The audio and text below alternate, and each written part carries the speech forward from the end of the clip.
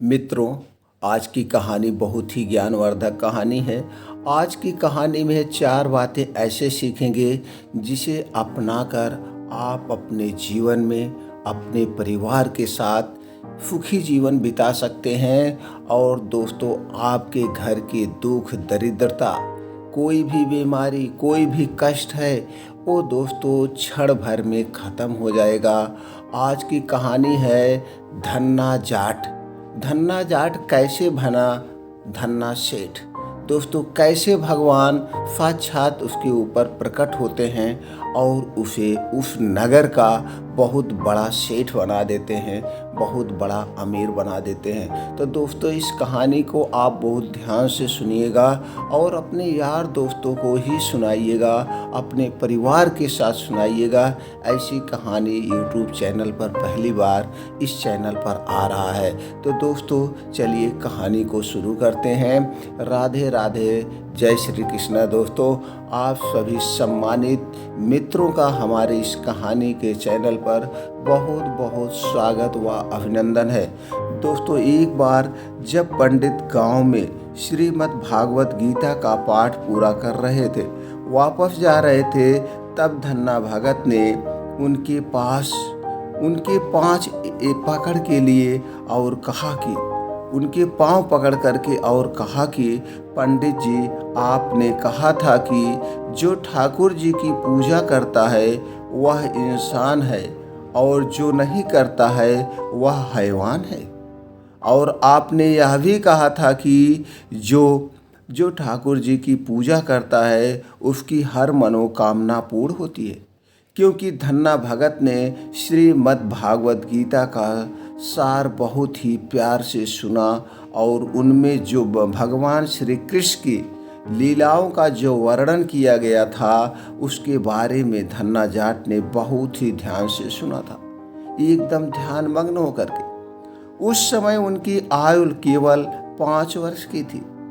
इसके बाद धन्ना जाट ने उस पंडित से कहा कि जब मुझे जाते समय ठाकुर जी की पूजा की विधि बताकर जाइएगा। वह पंडित जी बोले, जैसा तुझे आता है वैसे कर लेना। इस पर धन्ना ने कहा, स्वामी, मेरे पास ठाकुर जी नहीं है, इसलिए आप मुझे ठाकुर जी दे दीजिए। इसके बाद उस पंडित ने धन्ना जी को एक पत्थर कपड़े में लपेट कर दे दिया और कहा कि यह ठाकुर जी है और तुम इसकी पूजा कर लेना। इसके बाद जिद करके धन्ना ने फिर से पंडित जी से पूछा कि इनकी पूजा कैसे की जाती है। तब पंडित जी ने कहा, पहले ठाकुर जी को स्नान कराना, उसके बाद तुम करना, और पहले ठाकुर जी को खाना खिलाना, उसके बाद ही तुम खाना खाना। इसके बाद धन्ना जाट ने उस पत्थर को घर में ले जाकर स्थापित कर दिया। धन्ना जाट की नज़र में वह पत्थर ठाकुर जी की मूर्ति था। उनके मन में ठाकुर जी के प्रति अटूट विश्वास और श्रद्धा थी। इसके बाद धन्ना जाट ने पहले ठाकुर जी को स्नान कराया और उसके बाद खुद ने स्नान किया। धन्ना जाट बहुत ही गरीब परिवार से थे। उनके पिताजी की मृत्यु हो चुकी थी। अब घर में माँ और बेटा रहते थे। जब खाना खाने का समय हुआ तब धन्ना जाट के हिस्से में एक रोटी आई। वह रोटी और मक्खन उन्होंने पहले ठाकुर जी के सामने रखा और कहा कि ठाकुर जी, पहले आप खा लीजिए, उसके बाद मैं ही भोजन ग्रहण करूंगा। इस प्रकार 6 दिन बीत गए पर ठाकुर जी ने भोजन ग्रहण नहीं किया। फिर अंत में धन्ना जाट ने कहा कि आप भोजन ग्रहण नहीं करोगे तो मैं भी भोजन नहीं खाऊंगा।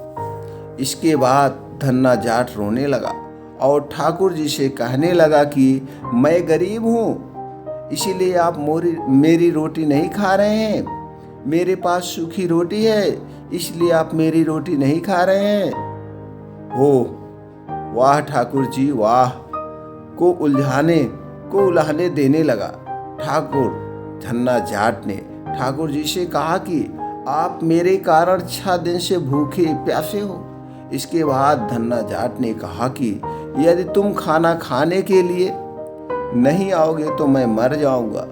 तब धन्ना ने मरने के लिए चाकू उठाया तो उस पत्थर में से तेज प्रकाश निकलने लगा और धन्ना जाट का हाथ पकड़ लिया और कहा, धन्ना देख, मैं खाना खा रहा हूँ, ठाकुर जी को खाना खाते देख। धन्ना बोले, आधी रोटी मेरे लिए भी रखना, मैं भी भूखा हूँ। तब ठाकुर जी ने कहा, तुम दूसरी रोटी खा लेना। फिर धन्ना बोले, मेरे हिस्से में एक ही रोटी आती है, दूसरी रोटी नहीं है।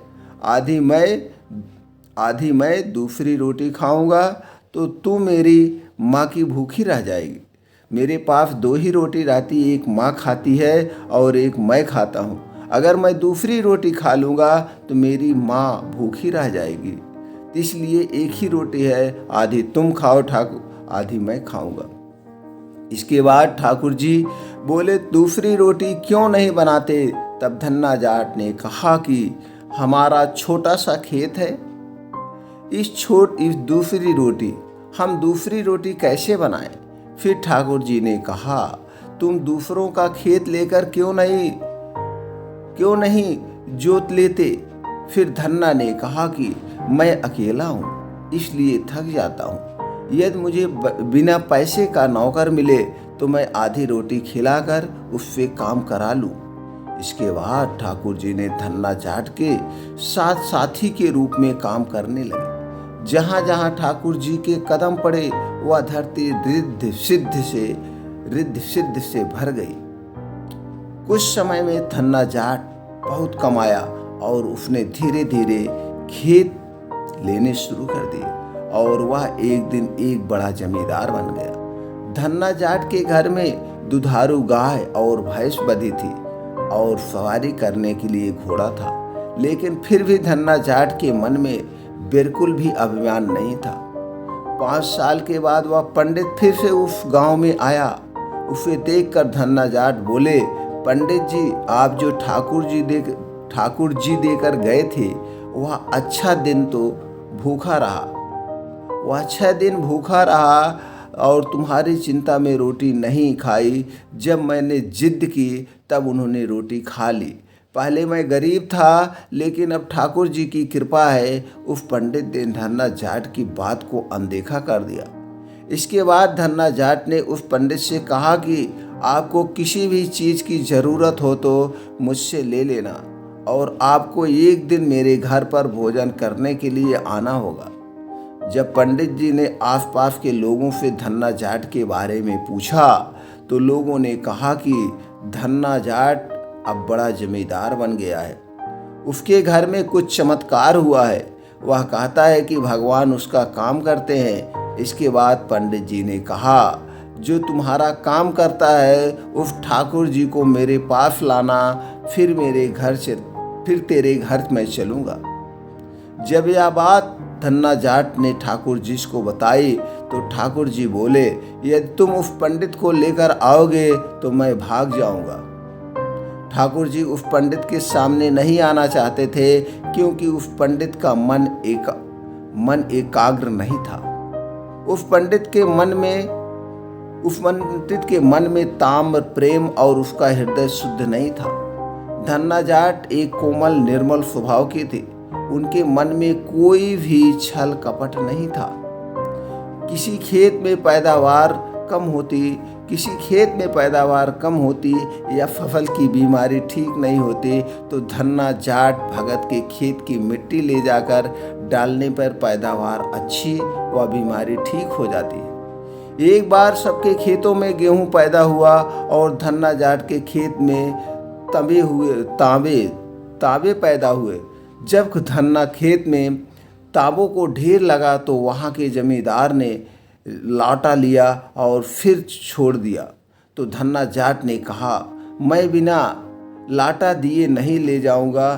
तो जमींदार ने 2 तांबे लिए और इनको मौके पर ही फोड़ कर देखा, तांबे के बीच की जगह मोती भरे हुए मिले। गांव के जमींदार ने उसकी याद में गांव के दक्षिण पश्चिम में एक तलाई का निर्माण भी करवाया। इस तालाब का नाम है मोती तालाब रखा गया। दोस्तों, धन्ना सेठ की आपको कहानी कैसी लगी, धन्ना सेठ की कहानी से आपको क्या सीख मिली, तो दोस्तों हमें कमेंट सेक्शन में ज़रूर बताइएगा। और आप भी, आपके अंदर भी प्रेम और एकाग्र है और आपके मन में कोई छल कपट नहीं है, तो भगवान भी आपको साक्षात दर्शन देंगे, आपके सभी कष्टों को हर लेंगे। जो भी भगवान में आस्था रखता है उसे भगवान कभी कष्ट नहीं देते हैं, एक न दिन उसे सुख ही सुख मिलता है।